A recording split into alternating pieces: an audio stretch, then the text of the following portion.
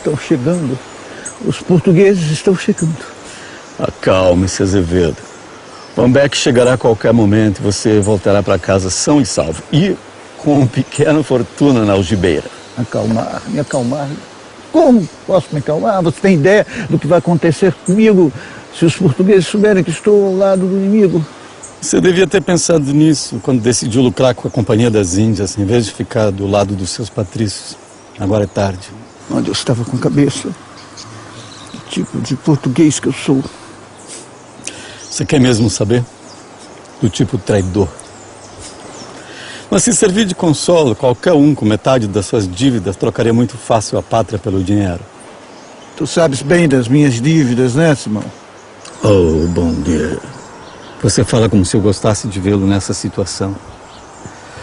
Eu tenho fé que a partir de hoje você começa a acertar as suas finanças. Depois é uma questão de tempo para me pagar os 15 mil florins. Não foi apenas pelas dívidas que me meti nessa embrulhada com os holandeses. Na verdade, eu achava que os portugueses jamais seriam capazes de vencer essa luta. Agora vejo que os holandeses é que não conseguirão vencê-la. Eles estão chegando. Os portugueses estão chegando. Não há o que temer, meu caro. Suas preces foram ouvidas.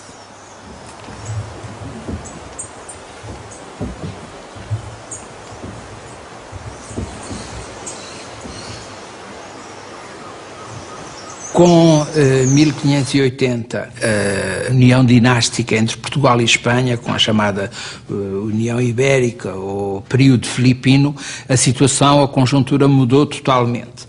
E os antigos aliados de Portugal, que eram três estados fundamentais do ponto de vista atlântico e marítimo, a Inglaterra, em primeiro lugar, a mais antiga,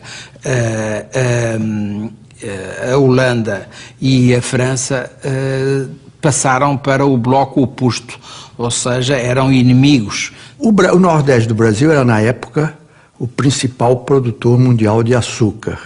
Originalmente, a Companhia das Índias Ocidentais tinha tido o projeto de ocupar a Bahia e Pernambuco. De modo que aí é que está. A Bahia era a sede da América Portuguesa, mas o Pernambuco é que era o centro realmente de mais expressão de produção açucareira. Porque os holandeses tinham planejado uma estratégia para conquistar o Nordeste completamente descabida, completamente falsa. Eles tinham pensado que bastava bloquear, era uma mistura de guerra de sítio e de guerra naval, de bloqueio naval. Porque nisso era que a Holanda era forte e experiente na Europa. Eles tomaram Olinda, tomaram Recife e não aconteceu nada. Eles ficaram sitiados no Recife durante 2 anos sem se mexerem dali. Eles aí se deram conta da necessidade de mudar a tática, que aquela tática não existia, aquela tática não funcionaria no Brasil. Estabelecidos no Recife, eles também começaram a negociar com os senhores de engenho de toda a área do que é hoje a cidade do Recife. Esses senhores de engenho todos faziam o seguinte negócio com eles. Eles entravam num acordo com os holandeses pelo qual os seus engenhos não seriam atacados, em troca do pagamento de um resgate em açúcar. A certa altura, os grandes senhores de engenho que não fugiram para a Bahia se aliaram aos holandeses. Isso foi um fenômeno mais geral, para que não fossem saqueados, né? E os holandeses ofereciam também garantias, acenavam com crédito fácil, acenavam com tolerância religiosa em relação ao catolicismo. Há um colaboracionismo geral a partir daí.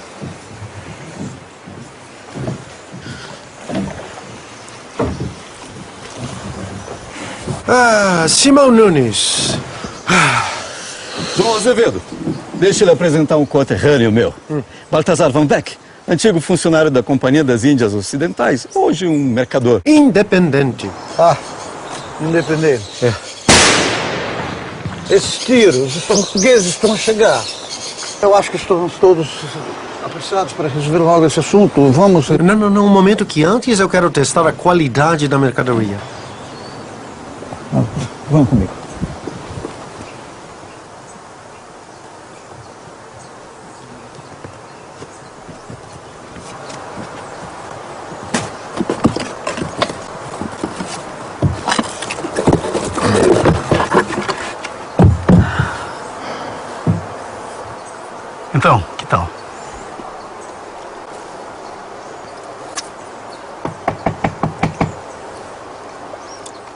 verdadeiramente dust.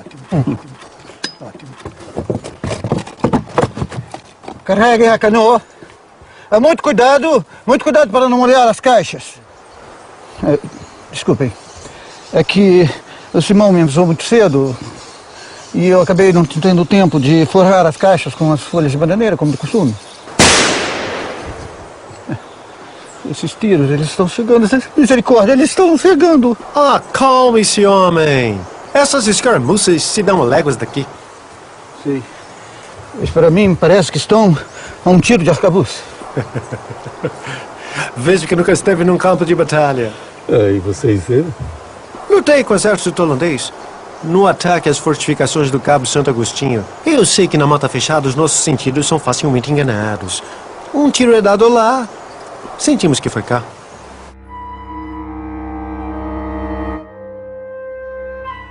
Calabar ensinou aos holandeses a chamada Guerra Volante, ou Guerra Brasílica, que era, na verdade, uma guerra de assalto, uma guerra de guerrilha. Apenas naquela época não chamava guerrilha. Mas eu fui rever o que havia sobre ele. E é realmente um negócio que as pessoas não notaram, que, na verdade, o Calabar era, na verdade, um contrabandista.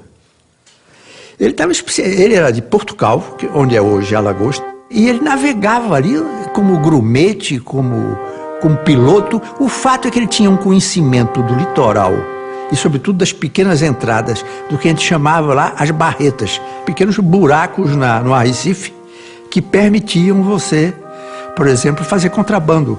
Há uma indicação indireta de que ele era contrabandista, que era o fato de que ele teria sido perseguido pelo governo português porque teria dado grande prejuízo à Fazenda Real. Ora, grande prejuízo na Fazenda Real naquela época, por um sujeito obscuro de Alagoas, só podia ser contrabando, não podia ser outra coisa. Ele fugiu para o norte da Bahia. Ele soube, provavelmente, aqui já é conjectura, que Maria Albuquerque tinha dado uma espécie de perdão a todos os sujeitos que tivessem sendo procurados pela justiça, com a condição deles lutarem na guerra contra os holandeses. E nisso ele voltou e, por enquanto, ele não foi incomodado. Ele lutou contra os holandeses os 2 primeiros anos de guerra, entre 1630 e 1632. E, de repente, esse homem resolve bandear-se para os holandeses. E essa deserção coincide exatamente com o começo da guerra do uso de guerrilha contra os luso-brasileiros. Mas as fontes holandesas não vão também admitir que um camarada lá do interior, que era mestiço, provavelmente de branco e de africano, tivesse ensinado tática para os holandeses. Eles não iam admitir uma coisa dessa. De modo que eles diziam, não, Calabar ensinou aqui os lugares mais fracos do litoral. Bom, mas quando Calabar foi preso e executado pelos portugueses e pelos brasileiros, ele ainda faltava 2 anos para reconquistar todo o sul de Pernambuco, Alagoas, e levar o domínio holandês até o São Francisco. Isso só foi feito por Nassau, que quando chegou em janeiro de 1637, como governador do Brasil holandês, a primeira coisa que ele fez foi reunir um exército e atacar os restos do exército luso-brasileiro e espanhol que estavam em Portugal, exatamente, onde Calabar também foi executado. E então o exército luso-brasileiro foi caçado por Nassau, foi empurrado por Nassau para o sul do São Francisco. Então Nassau resolveu fazer um Brasil holandês que ele governava entre o São Francisco e o Ceará.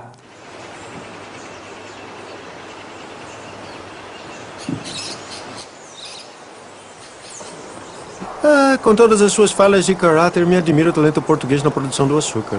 Não é tarefa fácil. Eu que eu diga. Por alguns anos eu fui senhor de engenho. Senhor de engenho? Isso para mim é novidade. Depois de 3 anos no Brasil, eu larguei a companhia.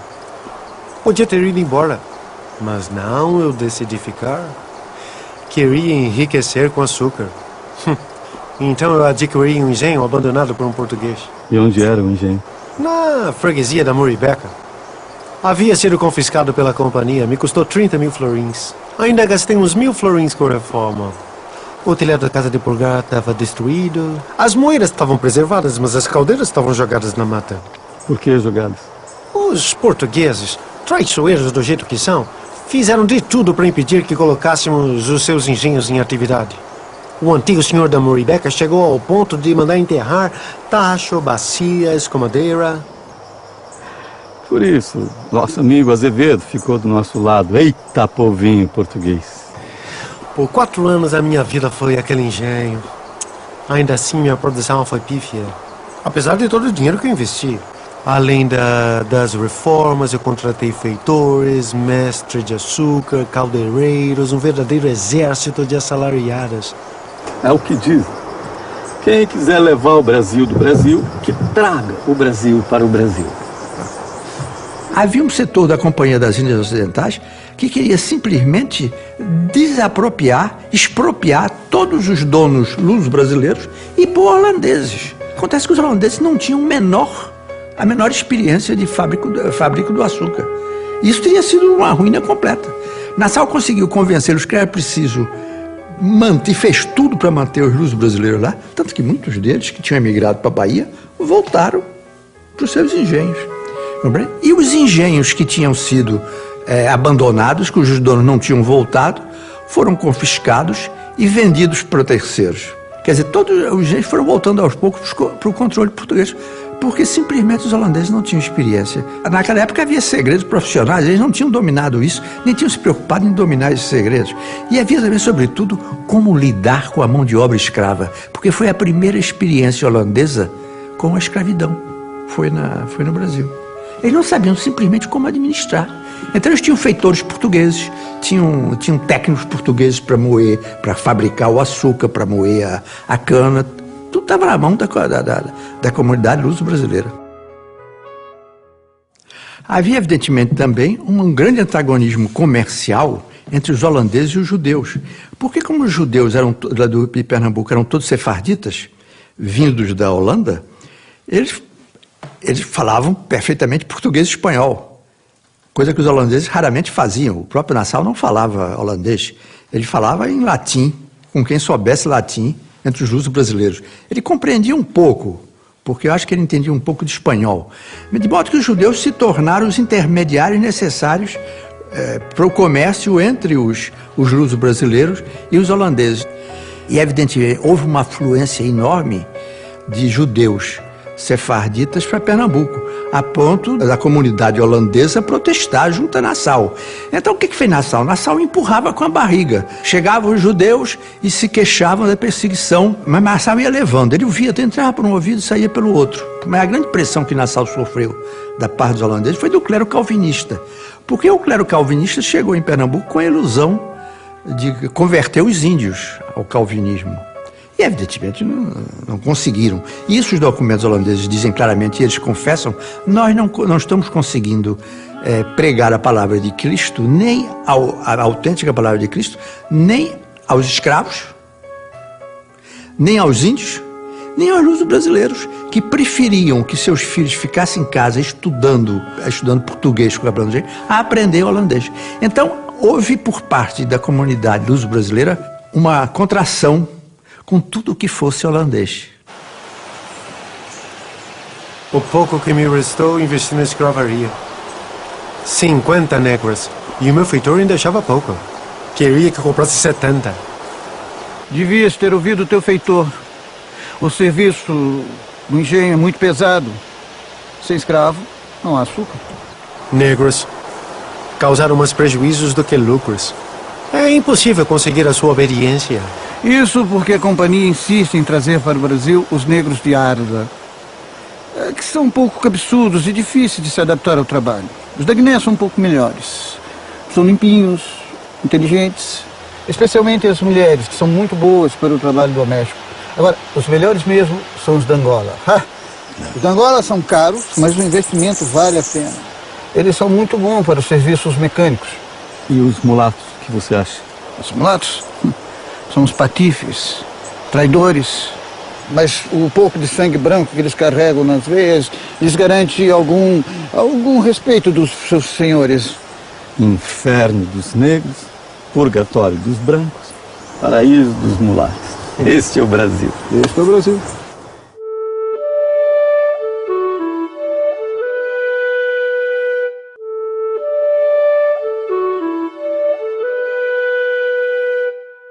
Os holandeses, obviamente, são pioneiros na descoberta da paisagem, na pintura. Aliás, eles vão ser pioneiros também nas representações sobre a intimidade, sobre o interior das casas. E essa, enfim, toda essa corte que Maurício de Nassau traz e, de certa forma, procura constituir à sua volta, os holandeses que, afinal de contas, já estavam acostumados com uma vida, entre aspas, bastante burguesa, cercados de luxos, já tinham navegado muito na Ásia, já estavam por lá.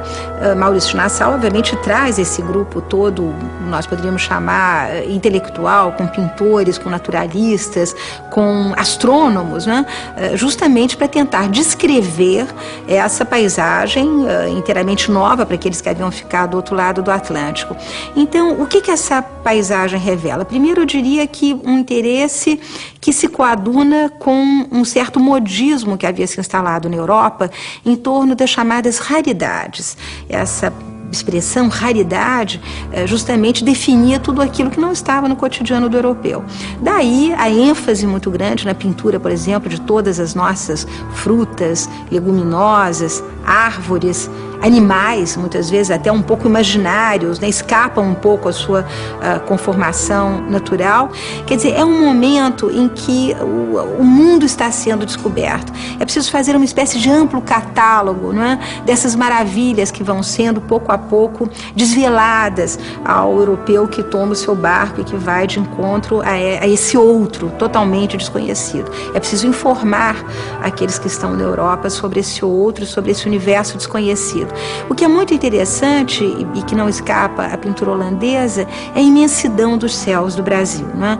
Essa é uma das características dessa pintura, um azul que nós sabemos que não existe na Europa e essas grandes amplidões que de certa forma falam desse continente imenso, desconhecido ainda a ser explorado, a ser apropriado, a ser explorado pelos europeus.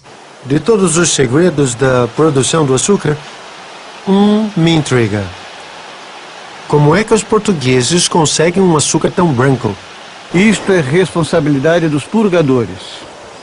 Contrataste um experiente. Não, na verdade, como eu já estava ficando sem recursos, eu coloquei um escravo para realizar a tarefa.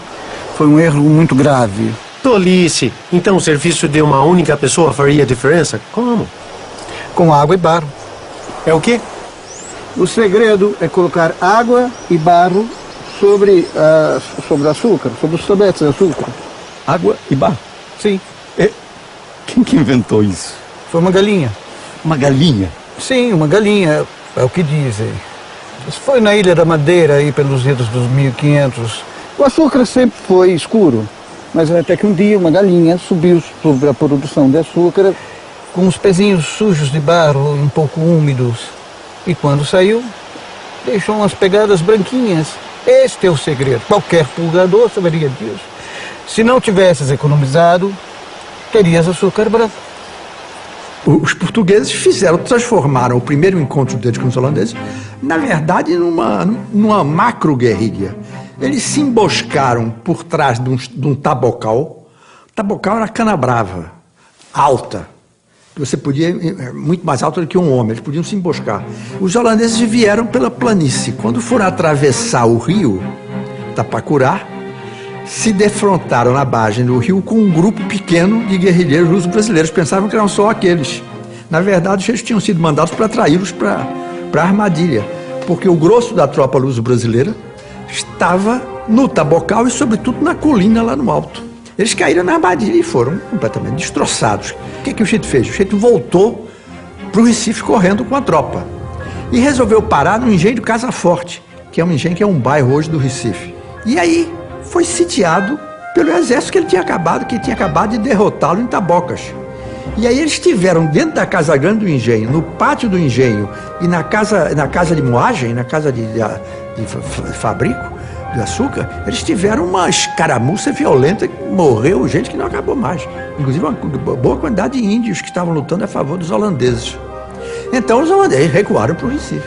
E o Brasil holandês ficou praticamente reduzido a uns poucos barcos entre 1649 até a capitulação final em janeiro de 1654.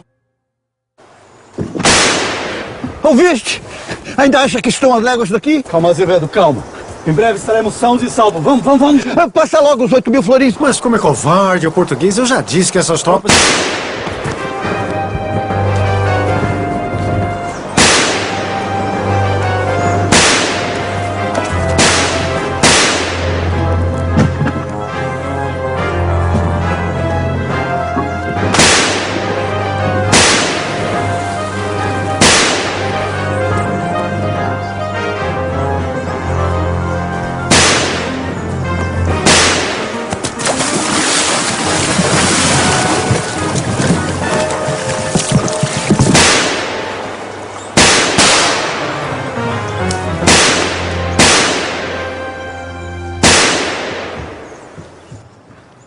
De modo que uma das coisas mais curiosas da história de Pernambuco no período colonial é esse.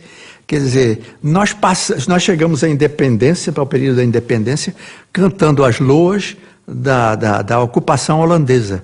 Mas, na verdade, as classes dominantes, as classes dirigentes luso-brasileiras do período holandês se fecharam culturalmente a tudo que fosse holandês. Primeiro, porque eram sujeitos procedentes de uma fé herética, como era o calvinismo, de uma língua estranhíssima e incompreensível, e de uma república, porque é preciso entender que na época havia o príncipe de Orange, claro, mas o príncipe de Orange era apenas um capitão, era apenas um capitão geral e um almirante geral dos Países Baixos, mas a Holanda era uma república na época.